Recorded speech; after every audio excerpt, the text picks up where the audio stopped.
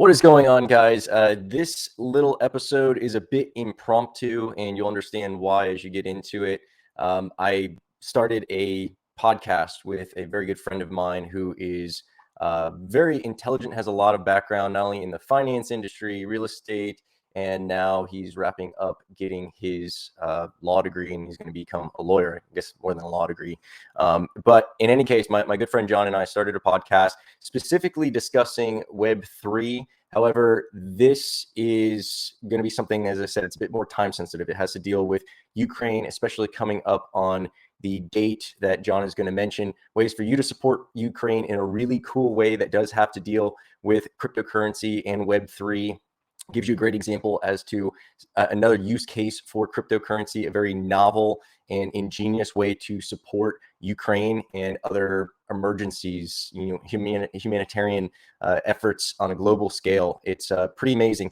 So we have our podcast episodes. Normally the format is John and I discussing something. We also have some interviews and things like that. And then we also discuss, when we have something, especially in an instance like this, that is time sensitive, or it's something where we just want to do a brain dump.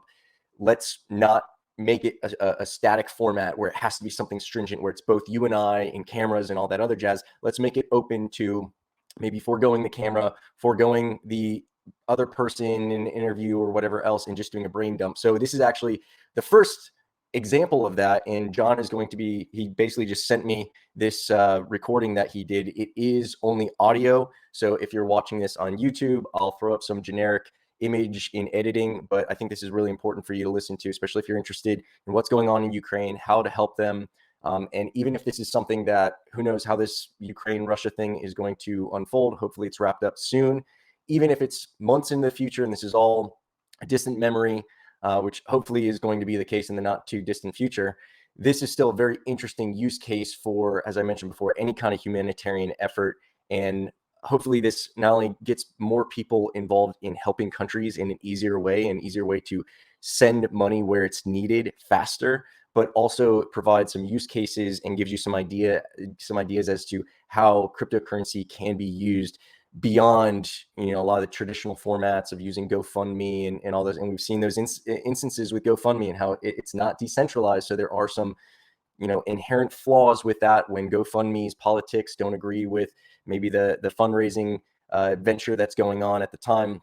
Not going to get into that. I want to keep it focused on Ukraine. I just wanted to introduce what this is. The podcast isn't ready yet. We have a few episodes shot and recorded, and I've started editing them. I wanted to get a nice bank of episodes before we started publishing them. But again, because of the time sensitivity of this, I think it was just better to do something quick and ugly and get this information out, because I didn't even know about this. I started listening to it. I was like, oh, what, John sent me an audio file? Haven't even talked to him about it. And just started listening, and I was like, this needs to get out. So I stopped listening, started recording, and I'm just going to try to slap this together nice and sloppy, let it go. I wanted to provide some context as to what this is. In the future, I'll probably do more announcements and more details on where you can subscribe to the podcast. We are going to try to put material both on YouTube and everywhere that you can listen to podcasts, and we got a lot of plans, but this isn't about the podcast show right now. This is about the information that John's about to share with you. His family is Ukrainian. I think like third or fourth generation American. So it's not like they're fresh off the boat Ukrainian, but this is still, I think everybody, regardless of what your ethnicity is, they're seeing a really weird situation where it seems like, I described it yesterday, it's like we're all watching a bully beat up a kid, and the bully's got a gun, and he's like, yeah, I'm beating this kid up, but if anybody jumps in, I'm going to pull a gun on you. So it's like, what do we do? How do we help? We can't intervene without exacerbating the situation and escalating it to possible nuclear arms, fallout. And it's a weird situation, but this is a really interesting opportunity. Hopefully you guys are able to take the ball and run with it. I know I'm definitely going to donate. I'm excited about this. I think it's genius. And sorry for the long intro, but thank you. Subscribe, alerts, comments. John asked for comments. If you have any more insight on this, any other ideas, any new information, please let us know, because there were some things that, based on the information that he had, they may change. So if any of this stuff is updated, or if you're aware of any updates, please let us know in the comments below, because anybody who's interested in this is going to be watching this video. I invite them to look at the comments below.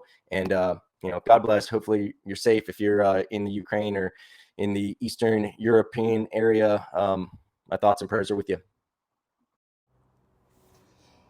Hey guys, this is John here, just checking in. I'm solo. I'm going to be without Casey right now. And this is going to be one of probably many solo podcasts that Casey and I do. To the spirit of what we're doing here, just talking about what we're learning, what we're seeing, some of the thoughts that we're having as we're experiencing stuff, sometimes in real time. We want to just get it out there and share some of our thoughts and the information we're seeing. And this is going to be one of them. Now, a lot of people have been reaching out to us through social media, emails, and even in person. And a lot of the stuff that Casey and I have been doing, talking about this Ukraine and Russia disaster, the implications it has in this space, just general thoughts. But this is a topic right now that just came up. I just saw something super relevant and wanted to jump in and just get my thoughts on it. So, to get started, I want to talk about airdrops. Just to touch base on the basics of it, an airdrop is an entity sending something to a bunch of wallets. I mean, that's really what it is. It can have a reason for it. It can have no reason for it. But basically, somebody needs to know some wallet addresses, and they could just send something to those wallet addresses without any sort of transaction occurring. So without you having to pay for it or even request it, they could just give it to you. All they need to know is your wallet address, so where to send it. And so you're seeing a lot of this as rewards. It's very common for rewards, especially for like early adopters of some communities, tokens, NFT communities. If you're in there by a certain time frame, they'll take a snapshot of all the owners or whoever has this, and then they'll send something back. That could be a special feature. It could be another NFT. It really could be anything. It could be more tokens.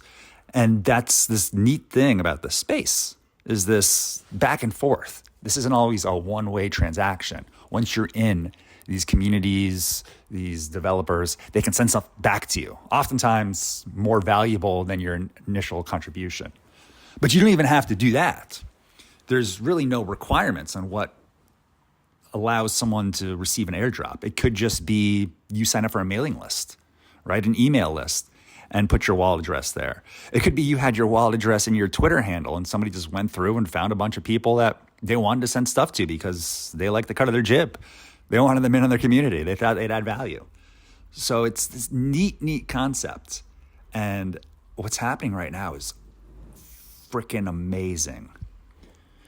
The government of Ukraine has been asking for tons of aid from governments, NGOs, but also individuals. And they've recently put out some crypto wallet addresses that anyone can send crypto to help the government, help the people, which is freaking awesome in itself. You have a government of a country in war getting aid through crypto. That is mass adoption. It is ridiculous. This is like war bonds to the next level. But not only that, they've just announced, well, today they've just announced that this may have been old news from the time we get this podcast out, but they just announced that they're going to do an airdrop to anyone that has given Bitcoin, Ethereum, or given Bitcoin or ETH, I should say, or anything on the Ethereum network. They are going to airdrop them something. I don't know what it is. So the snapshot they're going to take of whoever has contributed, I believe, is March 4th. I don't know the time, but they're taking a snapshot, whoever's contributed, and they will receive an airdrop from the government of Ukraine. This is the government of a country in war that has jumped on this, has utilized this technology to create an incentive to get contributions, donations, and aid to their country, to their people, and they're utilizing this incentive structure. How fast was that? They've adopted this at record speed. They're at war, and they have people that have thought through this, figured it out, and got this out there. This is mass adoption. This is difficult for companies to do, let alone a country. A country moving at this speed with the amount of friction and roadblocks that they're experiencing right now, they're at war. And they were able to adopt this and launch this and probably You get tons of interest from it. This not only is an amazing incentive program, it's amazing PR. This is marketing from a country at war. I am just blown away by this. This shows all the normies out there, this is getting adopted and this is going to catch on. So already this is making huge waves. It's spreading very fast. It's exciting a lot of people. This right now just blows my mind. I can't get over it. I've spent so much time really in both these spaces over the last however long, looking at airdrops and Web3, but also what's going on in Ukraine.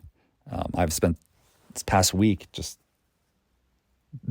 heartbroken and so much time just going through what's happening, processing and digesting it. And when worlds collide like this, I don't know, I had to get on and just talk about it. So that's kind of what airdrops are. I don't know what they're airdropping. That hasn't been made clear yet at the time of me recording this. My guess, it'll probably be Ukrainian flag, NFT, maybe a PFP, maybe a POAP. It could just be a token that says, or an NFT that says you support Ukraine. I don't know. I don't know what it's going to be. It's going to be fascinating, though. I don't know if there's going to be a market for this, if it's just going to be something to point to of your support. This is the beauty of the space. Who knows what it's going to be? If it has a market, that's going to be wild. If they're going to follow on with something, that's going to be wild. What's funny, though, is there are some people that are getting kind of hot about this, which is just bizarre to me. I saw on Twitter there was a few people that were upset that they've limited the airdrop recognition to what I said, Bitcoin, Ethereum, or ETH or Ethereum-based tokens. And they were rather disappointed that they weren't acknowledging other tokens. And they were calling it like unjust. They're criticizing a country at war that's recognizing some donations. And they were upset at them for that, which just is bizarre to me. But yeah, that's just a quick update. Again, I don't know where this is going to go, but this can't be the last. This is a country at war. I don't know if other countries are going to jump on board for donations using this sort of incentive structure. It's amazing. So I'll jump in and give an update when we learn what the airdrop is, the reception of it, what it looks like to hold it, what it even looks like, and how they're going to carry forward with it. But man, this is amazing. So that's all. If you have any thoughts, questions, maybe I was completely off the mark on this and you know a bit more about it, please drop it in the comments, shoot us a message. Anything we can do to learn more about it and get better information out there, we're all about. But other than that, have a great day, guys. Cheers.